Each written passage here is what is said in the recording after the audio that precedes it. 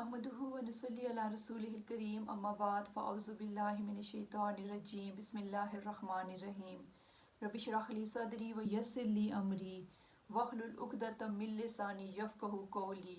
अस्सलामु अलैकुम व रहमतुल्लाहि व बरकातुहू। आज मैं बात करूँगी अल्लाह की तौफ़ीक। हर नेकी करना अल्लाह ताला की तौफ़ीक से है। मिसाल के तौर पर हमारे घरों के पास बेशुमार ऐसे घर होते हैं जहाँ पर कुरान की क्लासेस हो रही होती हैं, बेशुमार ऐसे मराकज़ होते हैं जहाँ दर्स व तदरीस का काम जारी होता है, लेकिन हम लोग वहाँ नहीं जाते। हम जाना चाहते हैं मगर नहीं जा सकते। कभी हमारे पास उज़्र ये होता है कि हमारी आँख नहीं खुली, कभी होता है कि शॉपिंग पे जाना है, कभी ये है कि लाइफ बहुत बिज़ी है, और कभी तो हम ये कहते हैं कि आजकल इंटरनेट यूट्यूब का ज़माना है, जो सीखना हो हम घर बैठकर सीख सकते हैं, लेकिन हम उन क्लासेस में नहीं जाते। ऐसा क्यों होता है कि अल्लाह हमें तौफीक ही नहीं देता कि हम उन क्लासेस में जाएं। दूसरी बात, बहुत से लोग मस्जिदों में जाकर नमाज़ पढ़ते हैं और बहुत से लोगों को मस्जिद में जाना नसीब भी नहीं होता।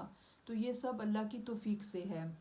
तो क्या करना चाहिए कि अगर आपको ये तौफीक नहीं मिल रही तो आप अल्लाह ताला से दुआ मांगे कि अल्लाह ताला आपको ये तौफीक नसीब करे।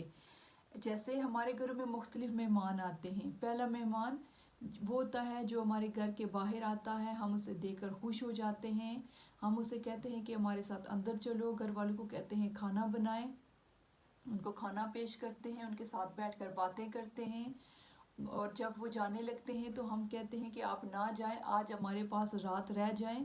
हमारा दिल नहीं करता कि वो मेहमान हमारे घर से वापस जाए। ये पहली कैटेगरी का मेहमान है। दूसरा मेहमान जो हमारे घर आता है, हम उसे खाना खिलाते हैं, उसके साथ बातें करते हैं, और उसके बाद हम कहते हैं कि हमें कहीं जाना है, इंशाल्लाह आपसे फिर मुलाकात होती है। तीसरा किस्म का मेहमान वो होता है जो घर में जब वो दरवाज़े पर आता है तो हम कैमरे से देखते हैं कि बाहर दरवाज़े पर कौन है, या खिड़की से जाकर देखते हैं कि बाहर दरवाज़े पर कौन है। तो किसी भी घर के फ़र्द को कहते हैं कि आप बोल दें कि मैं घर में नहीं हूँ, ताकि वो मेहमान दरवाज़े से ही वापस चला जाए। अल्लाह की जो मसाजिद होती हैं वो भी अल्लाह ताला का घर है। अल्लाह ताला भी अपने घर में उन लोगों को बुलाता है जिनको अल्लाह ताला जिनको जो लोग अल्लाह ताला के महबूब होते हैं, जो अल्लाह ताला के करीब होते हैं। यानी कुछ लोग ऐसे हैं जो मस्जिद में अजान से पहले चले जाते हैं, वहाँ बैठते हैं, कुरान की तिलावत करते हैं। अल्लाह ताला उनको मौका देता है कि अजान और इकामत के दरमियान वो दुआएं करें। इसके बाद वो नमाज अदा करने के बाद, सलाम फेरने के बाद भी वहीं बैठे रहते हैं, अपने नमाज के बाद के अस्कार करते हैं। इसके अलावा वो कुरान की तिलावत करते हैं। अल्लाह ताला नहीं चाहते कि उनका ये मेहमान जल्दी जल्दी घर से वापस चला जाए। वो अल्लाह ताला के बहुत ही करीबी और महबूब मेहमान होते हैं। दूसरे वो लोग होते हैं जो नमाज में जाते हैं, नमाज के टाइम पर नमाज पढ़ी, सलाम फेरा और वापस आ गए। तीसरे वो लोग जिनको अल्लाह तौफीक नहीं देते, या खुद ही वो लोग अल्लाह ताला से तौफीक ही नहीं मांगते।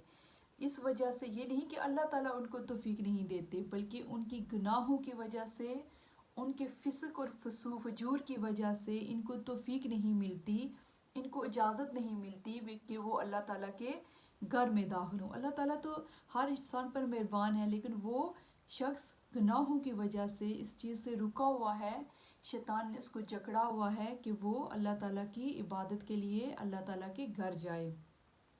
इसी तरह हमें सोचना चाहिए कि अगर हमारी नमाज़ें क़ज़ा हो रही हैं, या हमारी नमाज़ें वक्त पे अदा नहीं हो रही, या हम मस्जिदों में नहीं जा रहे, तो फिर क्या करना चाहिए? हमें कसरत से तौबा इस्तग़फ़ार करना चाहिए, कसरत से माफ़ी मांगनी चाहिए अल्लाह ताला से। आप देखें कि जब किसी के घर शादी होती है तो बगैर इनविटेशन के हम नहीं जाते।